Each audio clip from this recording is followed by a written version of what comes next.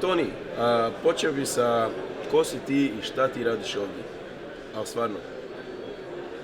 Pa ja sam Toni Franšić, profesor. Sa svojom firmom radim charter management Pelsis Charter koji je lociran u Marini Frapa u Rogoznici i sudionik sam ovog značajnog happeninga za hrvatski charter. Objasni ti to meni, šta je tu sad značajno na tom happeningu? Značajno je prva i osnovna stvar, direktan kontakt, direktna dolazna i polazna informacija sa agentima, sa supportom charteru, sa bookerima, sa svim vidovima podrške i ometala u charter. Recimo, ti face to face, lice u lice možeš napraviti više nego što radiš mailom i telefonom, jer ti se sa svima njima malte ne čuješ redovito. Ne čujem se, nego se dopisujem, a to nije opipljiva stvar. Papir trpi sve, a oči u oči, lice u lice, tu nema igre. Nema glume? Nema glume, tako je. Reci mi, šta si očekivao od ovog sajma, možda čak prije nego što uopće ikad bio na tom sajmu, a kako to na kraju ispadne, da li je kvantiteta i kvaliteta zadovoljena, šta se može još promijeniti? S obzirom na iskustvo koje imamo u ovom vidu turističke djelatnosti, moja očekivanja nisu bila velika, s obzirom na porođajne muke i na prvi pokušaj ovakvog nešto, jer ovo je jedinstveno ne u Hrvatskoj nego u svijetu. I nisam bio skeptičan, ali nisam imao velika očekivanja. Ali od onoga što se realiziralo, naročito ove godine, to je puno elegantnije nego neki sajmovi tipa Friedrichshafen, Hamburg, Pariz, gdje jednostavno agent za tebe nema vremena. Omjer uloženog dobivenog?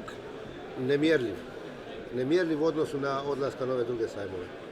Vrijedi svake uložene kune. Možda ne momentalno kroz realizaciju bookinga, kojih realno nema puno na ovom sajmu, ali kontakt, direktno objašnjenje nečega klijentu donosi u budućnosti, vrati se kroz 2-3 odmah sljedeća bookinga trostruko od onoga što je uloženo. Mislim da ovaj sajam uključuje malo više ovih nekakvih neslužbenih, neformalnih aktivnosti nego što bi to možda drugi sajmovi. Je li malo preopušten sajam ili je...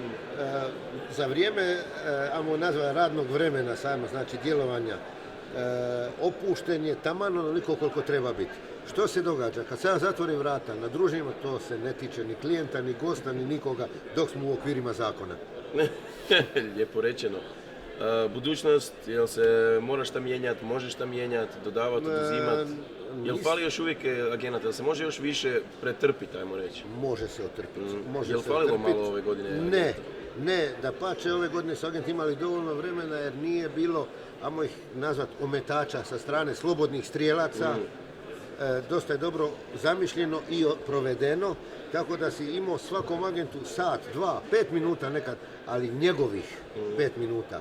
Nije bilo čupkanje, odlaženje, svi su imali dovoljno vremena da zatraže, prezentiraju, oduzmu, zbroje nešto što inače u nekim drugim okolnostima je teško napraviti.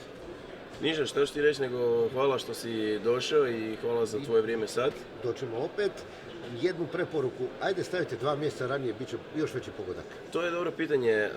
Da li pričamo o ovoj gužvi na prvi mjesec nakon Düsseldorfa ili pričamo čak 11. mjesec? Čak 11. mjesec. Pazi, sad u ovom te dobro znaš, bio si dio sve i još uvijek si dio tog posla. Sad je 60% bookinga već odrađeno za ovu sezonu.